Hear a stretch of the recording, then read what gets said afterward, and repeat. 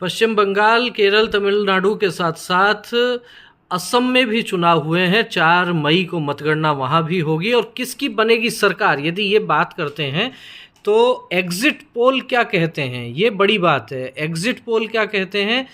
Exit poll Assam में Bharatiya Janata party की clear cut सरकार बना रहे हैं। जितने भी पोल हुए हैं असम को लेकर, उनमें सब में हम कह सकते हैं कि सीधे सीधे सरकार बन रही है भारतीय जनता पार्टी की। 7-8 लगभग 10 के आसपास एजेंसियों ने एग्जिट पोल किया है असम के लिए। और अधिकांश पोल की बात करें तो सभी बहुमत दे रहे हैं, क्लियर कट मेजोरिटी दे रहे हैं। असम विधानसभा की बात कर लेते हैं, 126 सीटें हैं बहुमत के लिए, 64 सीटों की आवश्यकता होती है वहाँ पर। और एवरेज की बात करें तो लगभग अधिकांश एजेंसियाँ जो है असम में जिन्होंने पोल किया है वो 80 से और 95 तक सीटें दे रहे हैं। बात कर लेते हैं एक्सिस माई इंडिया की। एक्सिस माई इंडिया 88 से 100 सीटें भाजपा को दे रहे हैं, कांग्रेस को 24 से 36 सीटें दे रहे हैं।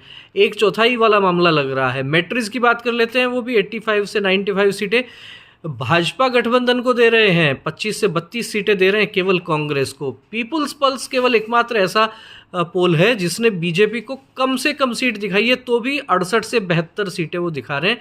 बहुमत के लिए तो 64 ही चाहिए, वो कांग्रेस को 22 से 26 दे रहे हैं।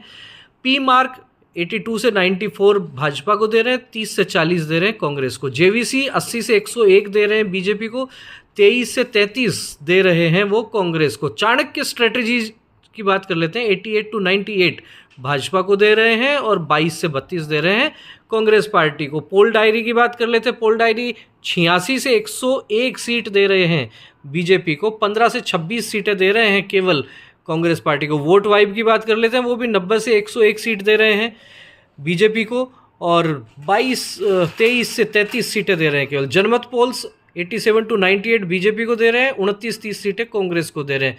Kamakhya analysis 85 to 95 Bhajpa plus और 26 से 39 सीटें कांग्रेस को दे रहे हैं। पीपुल्स इनसाइट 88 to 96 दे रहे हैं बीजेपी को, 30 से 34 सीटें दे रहे हैं ये कांग्रेस को। अब इनका टोटल यदि आप कर लेते हैं तो टोटल भी आपको चौंका देगा, क्योंकि 126 सीटें हैं कुल, 64 सीटें चाहिए बहुमत के लिए। और सब जितने पोल हुए हैं ये सारे पोल इनका टोटल करके एवरेज निकालते तो 90 सीटें आ रही है बीजेपी प्लस। यानी कि हेमंत बिस्वा शर्मा का जादू जम के चल रहा है। कांग्रेस केवल 29 पर है और अन्य को 7 सीटें मिलती दिख रही हैं। तो ऐसे में असम में जादू फिर से चल गया हेमंत बिस्वा शर्मा का।